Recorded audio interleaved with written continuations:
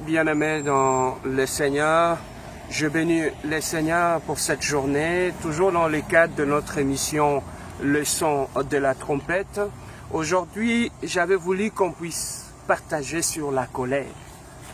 Bien-aimés, nous savons une chose, que dans notre nature, en tant qu'homme, en tant qu'être humain, la colère est liée à notre nature. La colère, c'est parmi les sentiments que nous avons au fond de nous.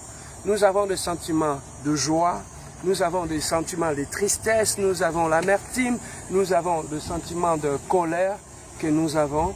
Mais aujourd'hui, parmi tous les sentiments que l'être humain peut avoir, j'avais voulu qu'on puisse au moins parler sur la colère, sur les effets néfastes de la colère. Bien aimé, on ne peut pas dissocier l'être humain de ces sentiments-là. Depuis notre naissance, lorsque tu vois un bébé qui est né, tu ne verras jamais le bébé, personne ne l'apprendra comment se fâcher. Donc c'est quelque chose, même un bébé peut s'énerver. Pourquoi? Parce que c'est quelque chose qui est lié à sa nature. Voilà pourquoi on ne peut pas dissocier l'être humain de ces sentiments-là. Mais le problème que nous avons, parmi les sentiments que nous avons, c'est lorsque nous donnons accès à un de sentiments pour que ce sentiment puisse devenir un sentiment roi, un sentiment qui règne sur tous les autres sentiments. Bien aimé, l'être humain, lorsqu'il est en face d'une situation, dans la plupart des cas, nous réagissons. Donc, nous rentrons au fond de nous et nous laissons ressortir ce qui est en nous. C'est ça qui fait que face à une situation de tristesse, tu vois l'amertume sortir. Face à une situation qui t'apporte beaucoup de joie, on voit la joie remonter sur la surface. Lorsque tu es face à une situation qui t'effiste, tu vois la colère remonter à la surface. Donc, pour chaque situation, Dieu a fait en sorte que l'être humain puisse réagir d'une façon qui est différente. Mais le problème est que lorsque parmi tous les sentiments que tu as, il y a un sentiment qui trône au-dessus des autres sentiments. Le sentiment, ça peut être un sentiment de colère. Et c'est la colère qui est dans ta vie un sentiment roi. Bien aimé, lorsque tu fais de ta vie, tu fais de la colère un sentiment roi qui trône au-dessus de tous les sentiments. Bien aimé, c'est un effet néfaste. Donc, même lorsqu'on voit par rapport à la santé de l'homme, bien aimé, la colère, bien aimé, est néfaste pour la santé de l'homme. La colère, bien aimé, peut réduire ta vie. La colère, bien aimé, peut te précipiter à aller vers la tombe. Pourquoi? Parce que lorsque la colère vient, prends le contrôle de ta vie, la première des choses, bien aimé, la colère modifie ton rythme cardiaque. La colère, bien aimé, modifie des paramètres dans ton corps et qui peut te rendre malade. Selon les études que beaucoup de chercheurs ont fait, ils ont compris une chose, que la colère est très néfaste pour la santé de l'être humain. La colère peut détruire même la santé de l'être humain. Voilà pourquoi c'est un sentiment par rapport auquel nous devons faire très attention si nous voulons vivre bien, si nous voulons avoir une bonne santé. Bien aimé, faisons très attention à ces sentiments-là. Bien aimé, la colère, c'est un sentiment qu'on peut corriger, qu'on peut contrôler, qu'on peut corriger cela. Étant un enfant de Dieu, nous avons l'aide du Saint-Esprit qui peut nous aider, bien aimé, à rétablir de l'équilibre parmi tous nos sentiments. Il n'y a qu'une seule chose qui peut nous aider à rétablir de l'ordre dans nos sentiments. Bien aimé, il n'y a que le Saint-Esprit qui peut nous aider à faire en sorte que tous les sentiments soient sous le même pied d'égalité, que tout soit sous le contrôle du Saint-Esprit. Mais lorsque tu es un enfant de Dieu, tous ces sentiments, la tristesse, la colère, et de l'amertume, tous ces sentiments, lorsqu'on les laisse au-dessus du Saint-Esprit, automatiquement, bien aimé, ça te sera très difficile. Voilà pourquoi nous avons dit que la colère est un sentiment qui est néfaste pour la santé, parce que ça peut bousiller même, on nous dit même, ça attaque même notre système immunitaire. Et ça peut détruire même notre système immunitaire. Ça peut amener de maladies comme des hypertensions, comme des hypotensions, beaucoup de maladies comme des cardiaques. Donc ça peut créer un problème dans notre vie en tant qu'enfant de Dieu. Alors ça, c'est d'abord sur le plan de la santé de l'être humain que la colère est très néfaste. Bien aimé, même que ce soit dans notre vie de tous les jours.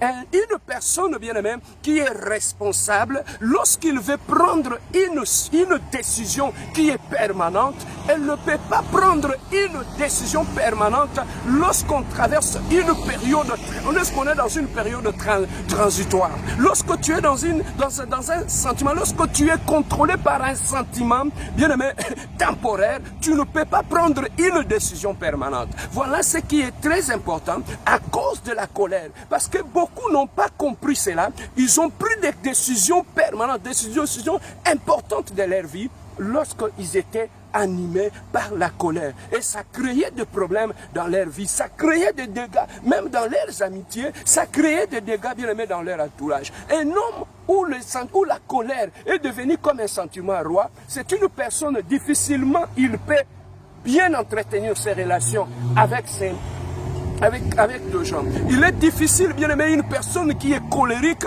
d'avoir une bonne relation, même dans le cadre du mariage avec sa femme.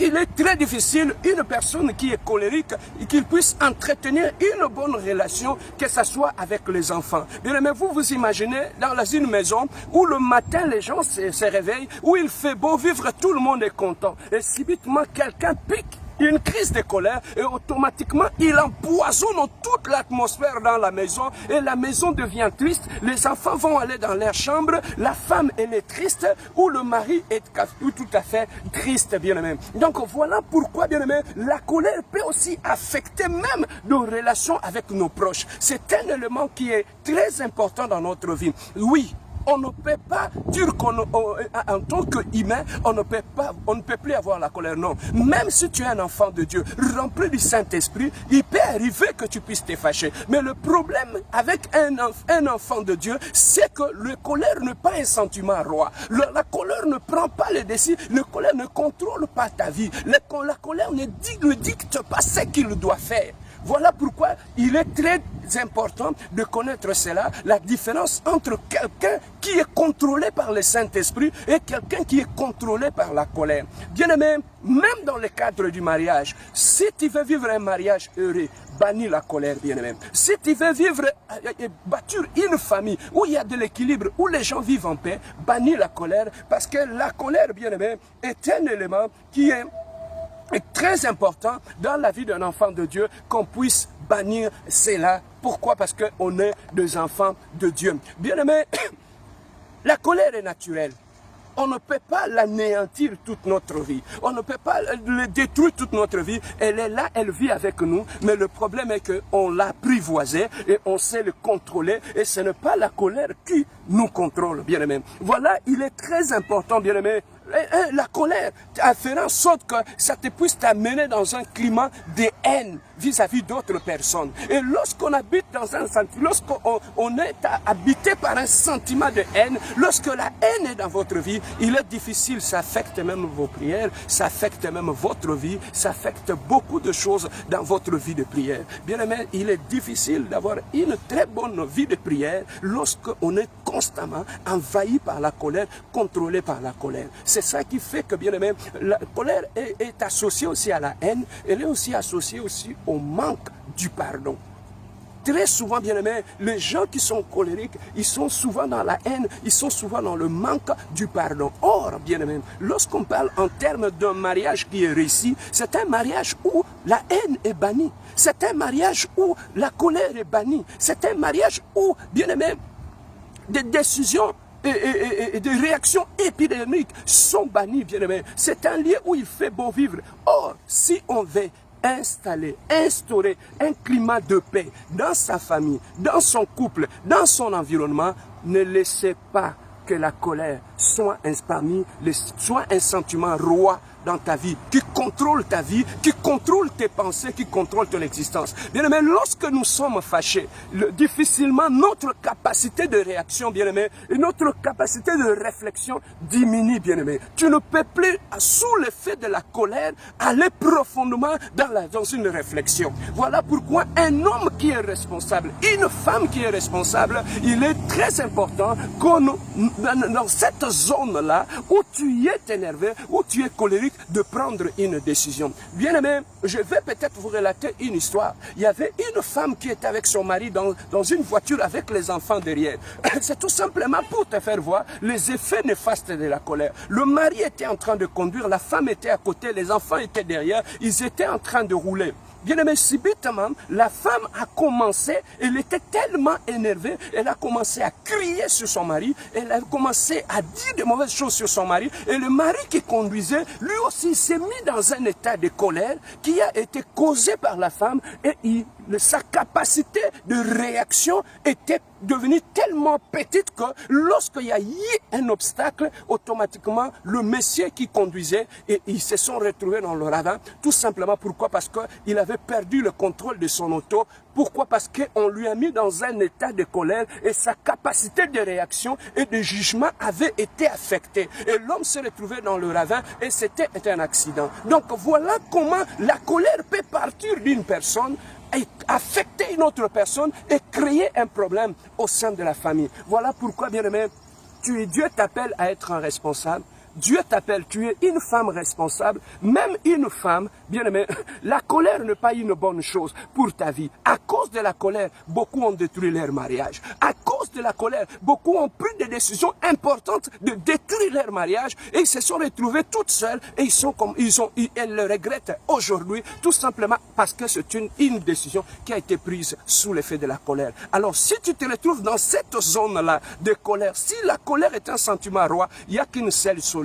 C'est la prière. Commencez d'abord par prier. Demandez l'aide du Saint-Esprit. Et le Saint-Esprit, lorsqu'il viendra, il t'aidera. La deuxième des choses, il faut commencer à éduquer, à apprivoiser ta colère, à éduquer, à changer tes habitudes. Lorsque tu sens que tu es en face de quelque chose qui va t'amener dans cette zone-là, apprendre à connaître les limites et à reculer. Même dans le mariage, lorsque tu sens que la flamme commence à monter, ça crie, ça dit des choses. Bien aimé, la meilleure des choses, quitte cette pièce-là, sors dehors, va prendre un peu de l'air, ça va baisser la température et tu vas revenir et prendre une très bonne décision. Beaucoup, il y a eu des meurtres dans des couples, tout simplement pourquoi? Parce que la colère est partie d'une personne, ça a affecté l'autre personne et ça fait en sorte que ça a mené l'autre personne à réduire sa capacité de jugement et à commettre l'irréparable. Voilà comment la colère peut être néfaste dans la vie d'un enfant de Dieu, dans la vie d'un responsable, dans la vie d'un enfant, d'un enfant de Dieu. Et il est très important, bien aimé, si tu te retrouves dans cette zone-là, prie Dieu, il est capable de rétablir la paix et l'équilibre de l'ordre dans tes émotions. Le Saint-Esprit est capable de faire ce travail-là, de rétablir de l'ordre dans tes sentiments et de t'aider à apprivoiser ta colère pour que tu sois béni. Oui, bien-aimé, passez plus le temps dans la prière et qu'on évite toutes les situations qui peuvent t'amener à sortir de ton contrôle. Ça sera une bonne chose. Que Dieu puisse vous bénir. Si ce message vous a plu, vous pouvez le partager. C'était votre serviteur, le pasteur Serge Bia de l'église La Compassion à Montréal. Que Dieu vous bénisse. Bye bye.